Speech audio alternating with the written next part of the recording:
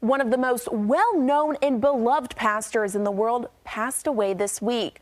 Dr. Charles Stanley's ministry reached around the world from his headquarters in Atlanta, although he's most notably known for being based in Georgia. As 10 News anchor John Carlin reports, he was born and found religion here in Pittsylvania County.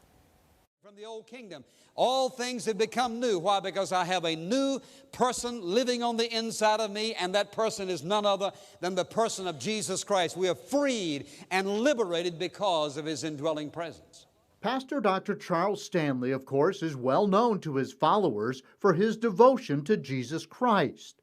Not so well known are his humble beginnings.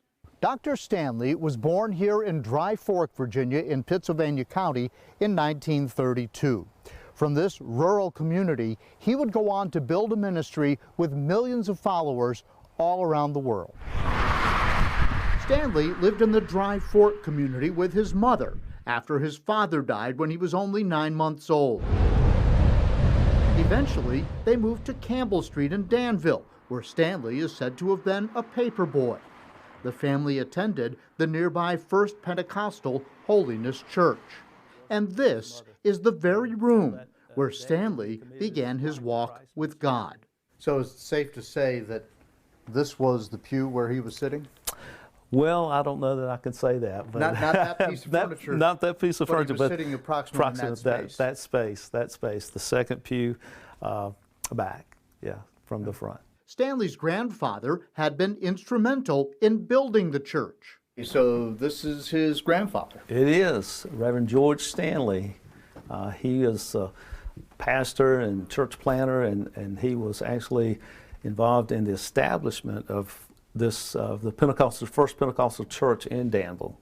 Church member and Sunday school teacher Craig Stowe had noticed Stanley. Stood out as a good kid in the eyes of Craig Stowe. So it was that Stanley was at a revival on June 9th, 1944.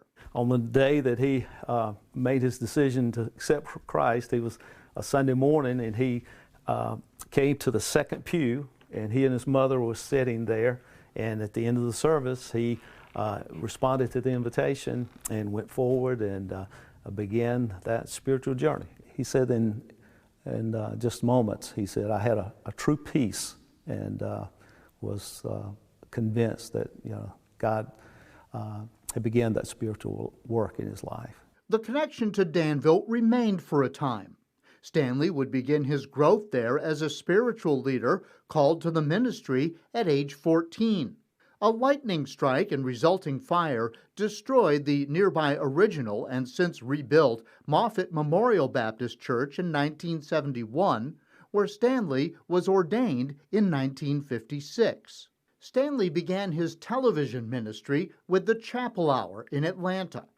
Then, Pat Robertson asked if the Christian Broadcasting Network could air some of his work, and the program went from local to national.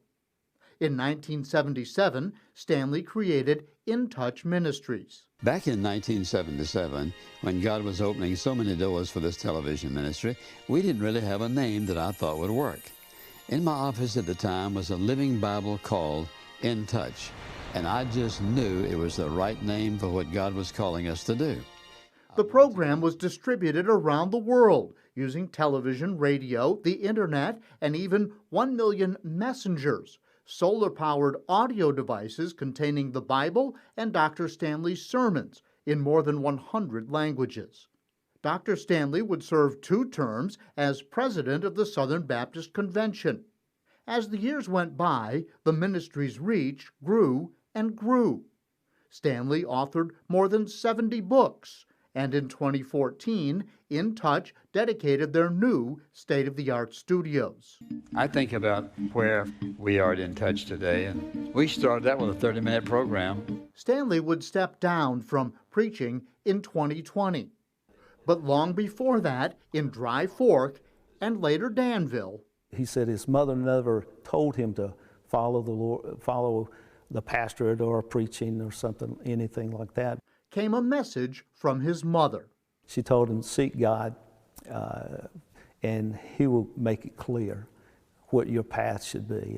a paper boy from the humblest beginnings, who became one of the world's greatest and most famous messengers of the Christian faith. God did a tremendous work in Dr. Stanley's life, and we're all blessed and better for his trust in the Lord and his decision to follow God. John Carlin, 10 News, working for you.